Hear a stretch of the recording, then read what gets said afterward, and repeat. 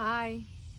I was recently researching different ways to make money from the garden, and I wanted them to be more creative and outside the box, not the traditional grow vegetables and sell them type of thing. And it really got my wheels turning, and I was getting excited by what I was finding. And I love to make extra money in different ways. Maybe that'll be another video. I do a lot of different things to bring in extra money, and one of them is from my garden. So I wanted to share with you some of the interesting and different ways that I found. I'm hoping that some of these are new to you. A good number of them were new to me. And everything that I'm mentioning in this video, I'm mentioning 5 ways. Stay till the end. I'm also gonna have a bonus way to make money, which is currently what I do. I bring in about $2,000 a month doing this. And I'm gonna review that at the end. And I would love for you to tell me what you're doing to make money, extra money. And also at the end of the video, I would love for you to comment and let me know, out of these 5, well actually 6 because there's a bonus one, which one you think that you're going to try. So the first one, I feel like it's a specialty, kind of a specialty way to make money, but that is selling organic compost. If you already make compost for yourself, this is like a gold mine. People will pay a premium for well-made organic compost. I'm talking about $100 to sometimes $200 a yard for this compost. So if that's something that you're already familiar with, you're good at, you like to do, you already do it for yourself, make a bigger quantity and start selling it. You can really make good money from that. And I would say, if that's something that you're interested in doing, just be prepared to speak to people about what's in your compost. They're going to be interested in that, how you make it. They're going to want to make sure that the items that are in there, that they're okay with them and that it's something that they want. But you can really make a good money, good extra money selling your compost. Make sure your compost is well decomposed, of course that it's free of harmful materials, and that it has a consistent texture. You can market yourself on Facebook Marketplace. Also, there's a bunch of different gardening clubs on Facebook. You can market yourself there. And there's a bunch of different gardening clubs on Facebook that are local. Obviously, that's going to be easiest to start out with. And if you grow, then maybe you could look into shipping out and things like that. However, I would focus on Facebook Marketplace, local gardening clubs. Also, Nextdoor is a great place to market. You can find people right in your community. And there's a lot of people that either don't know how to make the compost and they're interested in it, or if they know, compost takes time to make. They either don't have the time or they're just not into spending the time, which is okay, to make it. And they would gladly pay for well-made, organic, premium compost. Good money. And lastly, with that, I would say ahead of time, decide how you're going to handle pickup and or delivery of the compost. Some people would be able to pick up, maybe not everybody has a truck or a vehicle that they're able to pick up with. So that's something that I would also think about. The second creative way to make money from your garden: sell specialty items that you grow in your garden. So think about the market. Think about something that's unique and in demand. Choose a specific niche that you can get into, that you're interested in. It could be edible flowers. It could be specialty mushrooms, gourmet mushrooms, specialty herbs like lavender, microgreens, specialty tomatoes, bonsai trees. Consider your space and what grows well in your climate. Focus on quality and uniqueness and offer varieties that have either a really robust and amazing flavor or beautiful appearance and colors. Things that will set you apart. And as customers start buying and they like it, this is the type of thing that they will buy over and over. They will be repeat customers. So this could grow into something where you could creatively create memberships and things like that, like monthly memberships. They get a certain amount for this price for repeat customers. You could really scale this up, but I would say start with one or two, maybe one, but one or two unique and in-demand specialty item that you grow in your garden. Remember to research and follow the guidelines in your state if you're going to be making food products that you're selling. Get creative and have fun. Start small and then scale up. Like I said, maybe one specialty item and then scale up. Pick specialty items that are easy to grow and that there's a market for. That's a fun one. The third creative way to make money from your garden is to rent out garden space in your yard. Hear me out. Before you disregard this one, hear me out. Many people don't have the space for a garden where they live, and they would love to. Take sections, like a community garden, take sections of your yard, section them out into little garden plots and rent them out. And so I find this one very interesting because I sell flowers. I sell flowers from my garden. And I have had multiple people over the years, message me and say, oh, I love the flowers. They see the flowers, the posts, the pictures of the flowers. And they say, oh, I wish I could have a garden. I just don't have the space for it. And it never clicked in my mind. You could make that space for people and rent it out. It never clicked. And then when I was researching these different creative ideas of how to make money from your garden, and that one came up, it was like, ding, ding, ding. I love this one. And I love being able to provide a space where people can come and do that and enjoy their time and grow produce if they want, or just get their hands in the dirt. They can come with their kids. They can make a pollinator garden and so many different things that people would love to do, and they just don't have the space to do it. They just don't have the yard space to do it, whether they're in an apartment or a townhome or somewhere that has an HOA that they don't allow certain types of gardens. Whether they live in an urban area. I mean, there's just so many scenarios where people want the space.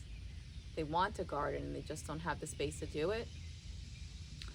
I was really interested in this. So what I did was I called 2 community gardens that are close to where I live. One is in a park and the other one is in a neighborhood.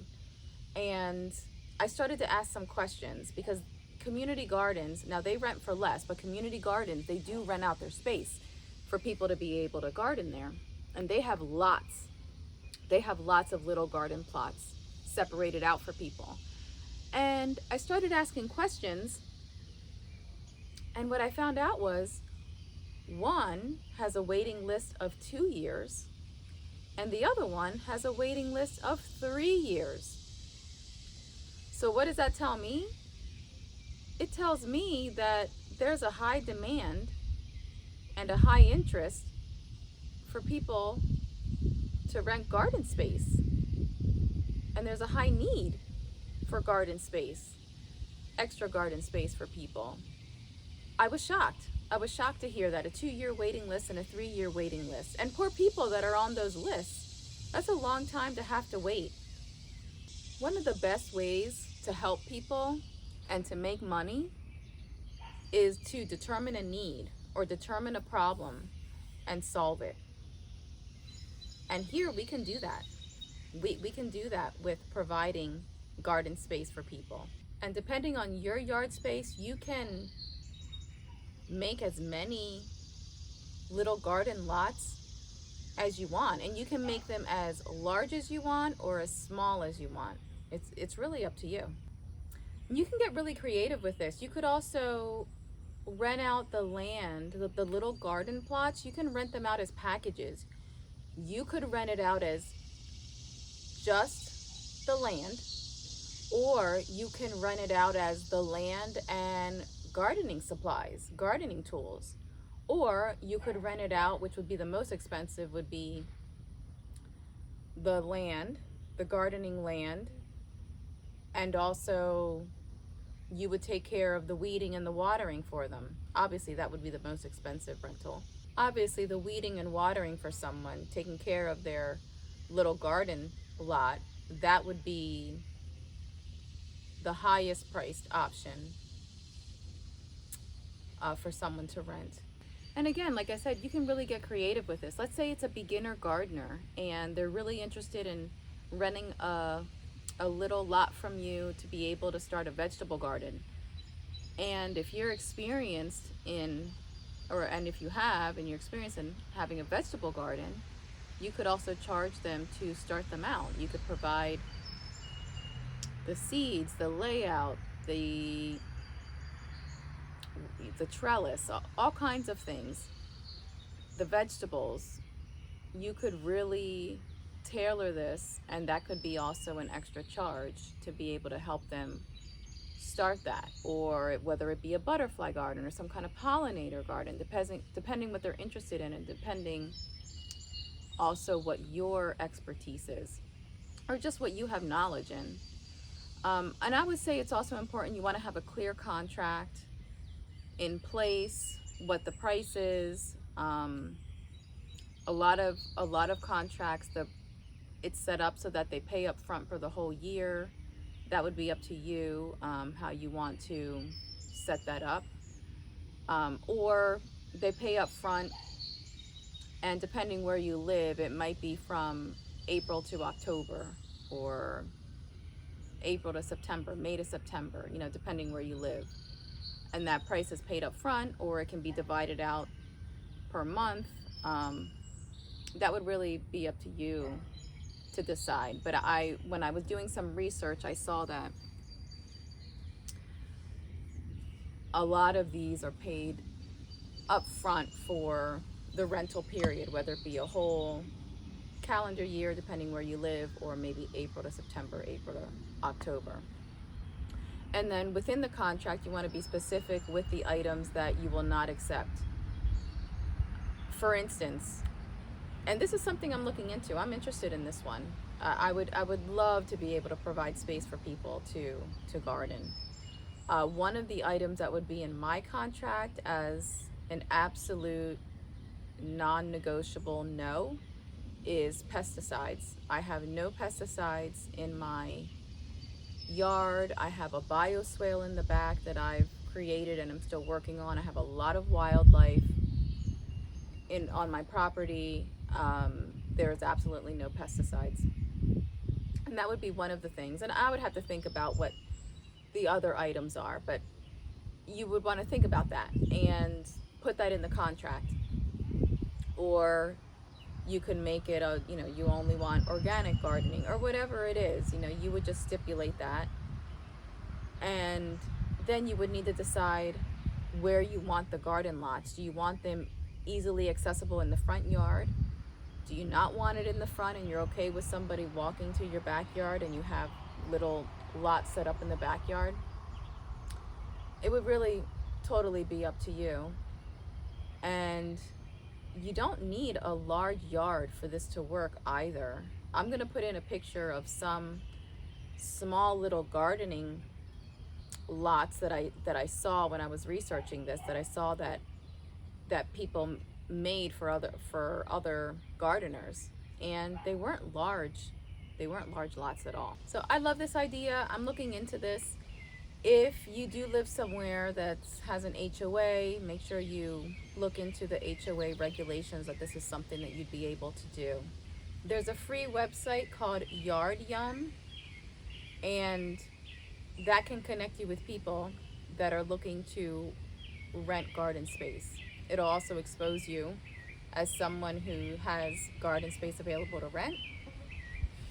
And you can also post on Facebook Marketplace, again, local gardening clubs, local gardening clubs on Marketplace. Next door is great. That would be people really close to you and right in your community. And I'll update you guys on this one. This is one that I'm definitely am looking into. The fourth way to make money from your garden in a creative way is to become a garden coach, a garden consultant, or garden workshops. Here you are selling your garden experience and your gardening knowledge to other people to teach others how to have success gardening in a specific area. So for instance, you want to niche down to what you have experience in and what you are good at. It could be container gardening, native gardening, how to make compost. It could be specific vegetable gardening. For instance, you could specialize in a salad garden where there's lettuce, carrots, cucumbers, beets.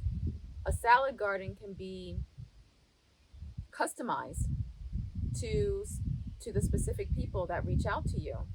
Whatever they use in their salads, you can help provide them with the knowledge and experience on how to plant those vegetables and make a specific salad garden area tailored specifically to them. Gardening in small spaces, organic gardening. You could do a salsa garden package with cilantro, tomatoes, peppers, garlic. That would be fun. You could do a pepper garden where there's specialty peppers and all these different kind of peppers. If they're pepper enthusiasts and they're interested in that kind of a thing, you could specialize in pepper gardens, and people will pay you to coach them and as a garden consultant on how to make a garden like that. When I think of myself with something like this, I've done a lot of research on how to change a large wet area in my backyard into a bioswale, and now it's a wildlife oasis full of nature, and it's beautiful. And I love it. I've done a lot of research in that, so I could coach people and be a garden consultant on how to change a wet, dreary, ugly problem spot in your yard into a wildlife nature oasis. I could do that. And also with selling plants, I have had people in the past, and actually just a couple days ago, I had someone ask me if I do garden consulting because they came to pick up the plants. They love the gardens in my yard. They said, it was stunning when they pulled up and it looked beautiful. And her daughter and they were looking at the butterfly garden, and she wanted to know if I did garden consulting to go to her house and kind of show her where to plant different plants that she was interested in. She wasn't sure what to plant in full sun areas, shady areas, and if I would come and do that. And I told her, sure. So she wants me to come out in the fall to help her plan out garden spaces to be ready for the following spring. And she's not the first person that has asked me to do that. I have actually gone out to other people's yards that have asked me to come previously, from people that have picked up plants from me, and I have done that. So being a garden coach and a garden consultant, there's definitely money in that. I would say pick a niche, something that you're knowledgeable in, experienced in, and that you enjoy. And same thing with marketing. Market yourself on Facebook Marketplace. Market yourself in the different gardening clubs that are local, next door. And depending on what your niche is, have pictures ready with what your garden looks like, or whatever it is that you're trying to sell as a package. Have pictures to be able to help sell that package. So being a garden coach, garden consultant, or the garden workshops, that is something that I've done here and there, and I should expand that. Why not? It's an extra way to make money from the knowledge that I already have from gardening, and I can add that into the other things that I'm already doing, and it'll just boost the money that's coming in from gardening. So that's another one that I'm going to look into expanding and maybe get more serious with. And the fifth way, creative way to make money from your garden, is to offer gardening classes for kids. I love this one. When I read this, I said, why did I never think of that? This would be gardening 101 for beginners. You don't have to be an expert, you just have to have basic knowledge to be able to do this one. And how fun this could be. And you could be so creative with this, with what you do with this and how you make your classes. You want it to be fun, you want it to be interactive. Children are natural explorers. You know, tell them, put your fingers, put your hands in the dirt. Do you feel the earthworms? Who has an earthworm? I mean, you can make it so fun. Have them plant seeds. Talk to them about the importance of the sun and watering plants, how to water plants and how to not overwater them. You can explain weeding to them. I would set it up that, and with dealing with kids with these classes, I would do a maximum of 4 to 6 kids so that it's manageable. Maybe 4, but 4 to 6 kids so that it's manageable. You can decide the age range. I'm thinking beginner 101 gardening for kids could be from ages 4 to 10 or 4 to 13. One thing that's important, if you're providing a class to kids, you need to make sure that there's a bathroom available. Can't skip out on that one. Make sure there's a bathroom available. And I would just write, you know, if you're starting out with the 4-year-olds, that the child needs to be able to use the bathroom on their own. I would set it up so that they each have their own little gardening space. Whether you create a space in your yard, let's say it's 4 kids and you have 4 little gardening spots for them, or you could have you could get containers and fill them up with some soil, and then there's a container for each child. And you want to send each of them home with something. I would probably do a little 4-inch pot and have them go home with a little tomato plant or something that they planted. Or if you do decide to go with little bins filled with soil for them to be able to do their own gardens, they could either actually go home with that garden that they made, or if you want to continue to use that, then you can just provide a small little pot for them. But I would say give them ownership of the little garden. You could buy from the dollar store little dinosaurs or other little figurines that they could put in their garden. Have them show them how to plant seeds and how to water the seeds. Explain to them, introduce them to garden tools. And another fun idea would be, you can have random rocks, small little random rocks, and you have them pick their own rock and then have them paint the rock, and the rock is for their little garden. That would be fun too, to incorporate that. And then depending what you have in your yard, you can also expose them to nature. So for instance, I have a bioswale in the yard, so different times throughout the spring and summer I have tadpoles and little froglets, baby frogs jumping around down there. I would take them to see that. Or I also have a butterfly garden on the property.